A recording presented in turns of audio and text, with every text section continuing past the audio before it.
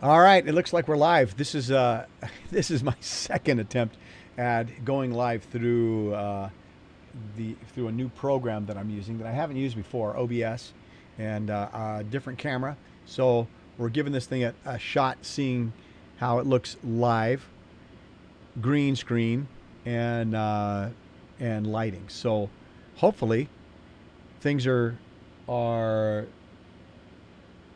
pairing up nicely. I'm live. Listen, what's the big news for today? Trump got it. Trump's got COVID. Both the Trumps. His wife and him. President Trump now has COVID. Well, it serves him right. He's been talking about COVID like it doesn't exist. He's called it a hoax. He won't wear a mask, and he's not trying to protect the American people on any level. Serves him right. Or does it? Is that true? Any of that? Well, that's the spin that the media has given it. Serves him right. He called it a hoax, and he wouldn't wear a mask. Oh, come on. Trump did not call COVID a hoax, by the way. The media said Trump called it a hoax. What Trump called a hoax is the media's handling of what he says about it and the media's handling of COVID-19. Trump did not call it a hoax. So check that one out. Now I'm going to talk off the cuff, free for all right now. I don't have video footage to back up what I'm going to say. I don't have notes. I'm just going to throw things at you. This is a test, and I may as well give it a shot. But I will say this about COVID-19. I believe that it's real. I believe that it affects a lot of people. I believe that there are 200 million people, 200,000 people who have died from it. So they say. I believe the numbers are being misreported. I believe the whole thing has been completely mishandled from day one by everybody. But what in the world are you going to do? It's something we've never seen before. Remember, they called it a novel virus. Novel. New. We don't know how to handle it. We tried the best we can, used the means and methods that we've used before, and see how it works out. Now, having said that, let's talk about COVID-19 and some truth. A lot of people are saying Trump, it serves him right. You know, it serves him right because he's kind of mocked this thing, said it would go away soon, said as soon as the weather got warm, it would vanish, said it would all be over, and said that we've handled it better than anybody. We've tested better than anybody. We have better numbers than anybody. Well, to a certain degree, what he's saying is absolutely true. But if you want to spin it, yeah, you can make a different kind of a case. Here's what is true, as best I can tell. When it came to COVID-19, Trump acted on it immediately, back in January. When he knew that it was something big time, he called for a ban on all travel to Wuhan and to Europe early on, and people like Biden or Pelosi and many others called him a nut, said he was overreacting, that he was a xenophobe, and that he was downright prejudiced against, the Asians or something. What were they saying? That he was a racist? Now they're saying he acted too slowly. Now they're saying he didn't do enough. Now they're saying that he took it as a hoax. Really? This guy that shut down the country immediately in February 1st and 2nd? And even then, Nancy Pelosi's dancing in the streets of Chinatown saying, it's perfectly safe, come on down. Really? These same people now are saying that Trump didn't do enough, didn't act quickly enough because somebody came out with a book. And in the book, they're saying that Trump talked to them on the phone in January and said, I think this thing may be worse than we can imagine. Well, yeah, he did say that, Bob Woodward, who's looking for another sensation. Bob Woodward was sensational one time when he dealt with Watergate. Got in touch with the secret voice, deep throat, and had an insider that fed him information. Bob Woodward did one good thing. Since then, Bob Woodward's been looking for his next Watergate. He hasn't found it. He's old, he's decrepit, doesn't know what he's talking about. He's trying to be sensational, and he writes a book and tries to spill the beans on Trump. He takes 16, 17, 18 phone calls of Trump, private phone calls with him, and he uses them as fodder to create dissension in the ranks and to attack Trump and his character. Trump gave you those interviews, trusting you, believing in you, trusting you to say what's true and what's right, not trusting you to spin things his way, but to be honest. Well, thanks a lot, Bob Woodward. Now listen, Trump did say back then, yeah, this thing's worse than they're saying. I think this could snowball into something, but I don't know. We don't know. We have to watch it. What am I going to do? Get on the horn and get in front of the American people, but this thing's probably worse than it, and then it not be that bad? We don't know. It's new. It's something that has never been seen before. So Trump feels like he has a sense that this is going to be bad, but he's not panicking. He's acting very presidential, very statesman-wise, and he does the right thing. He immediately closes down travel to China. He immediately closes down European travel, and he says, let's pull back, let's protect ourselves, and let's study this thing, see what's happening. They're saying 2 million people might die. If that's true, we're in big trouble, but I'm not sure because I'm getting contradictory information here. And so rather than go into a massive panic and start doing crazy things like shutting down the entire economy immediately, let's see. Well, as it turns out, we did have to shut down the economy. The best economy in the history of humanity, raging, wonderful, amazing, had to be shut down.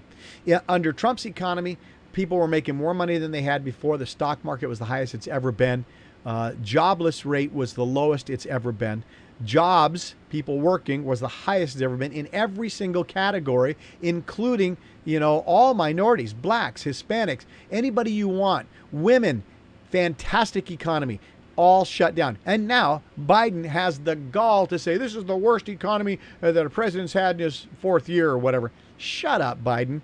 We're in the midst of a pandemic, a global pandemic. Are you not aware of that? I mean, that's idiocy. So, and we're seeing a pretty strong recovery, as they say, a V-shaped recovery. We hope. We hope it's that good. I believe that Trump is doing a phenomenal job managing this. Well, Trump called it a hoax. No, he didn't. He said what they were doing with it was a hoax. Here's what he did say.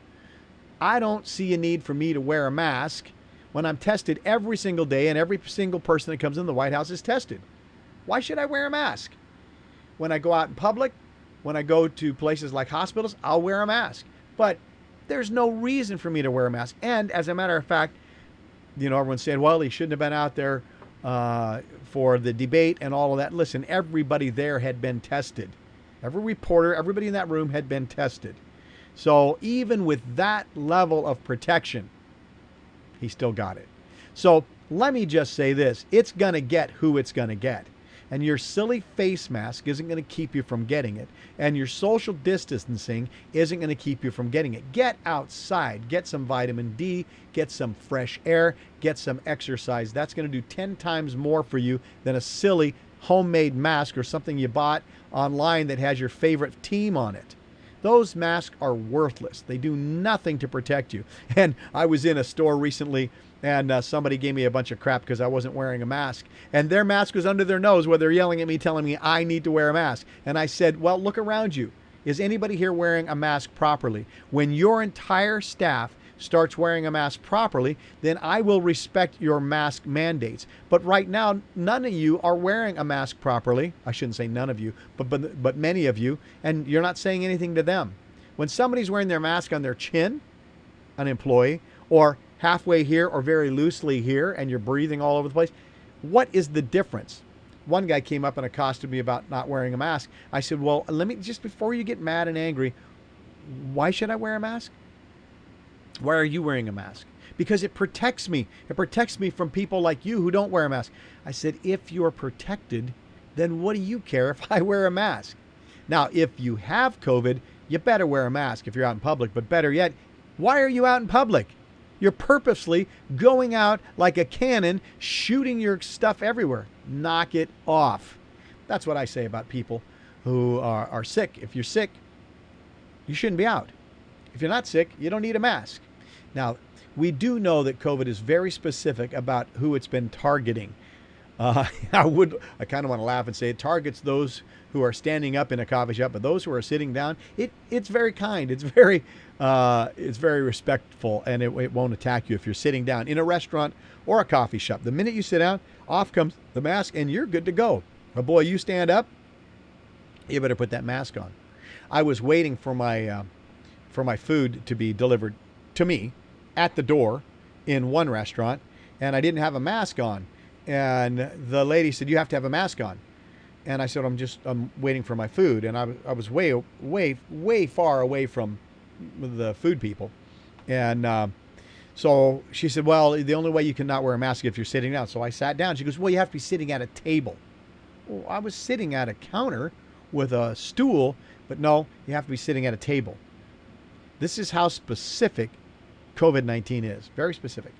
Well, the truth of the matter is specific in some ways. People who have comorbidities, people who have other complications, it's pretty tough on them. So here we have Trump. He's 75, so the aged community. He has some obesity, so the obese community, and he has some heart conditions. So he's got 3 strikes against him. He's older, he's heavy, and he's got some heart stuff going on. So that's not good. And that's the group that it attacks most. But it's really only 5% of those people. It's a 5%. So he has a 95% chance of never getting it. Now that he has it, that little 5% of that age group, he's got a higher than most probability of having a very bad reaction and even dying. But that's still very low. It's higher than me, and it's something to be concerned about. And so I'm going to be praying for him and his wife. I'm going to be praying for people that get it. Who wants that thing? Nobody.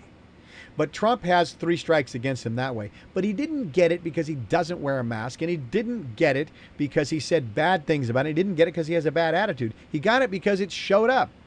He got it because other people had it and weren't being careful with their transmission of it. So Trump's incredibly careful, by the way. He's tested constantly. Now, having said that, I hope he does well. But all this lying about him getting it, and it's turned a bunch of people against him, say, it serves him right. They want him to get it. This is going to affect our world very sharply. We have an election going on right now. We have a debate scheduled within 2 weeks. I mean, he's got to be quarantined for 14 days. I think if I did my math right, the day after he's done his 14 days, he's good to go. We'll see. He's in the hospital right now for some very close inspection, very close care, and they're giving him a battery of things that hopefully will cure it. I had people go, so President Trump gets to go to the hospital.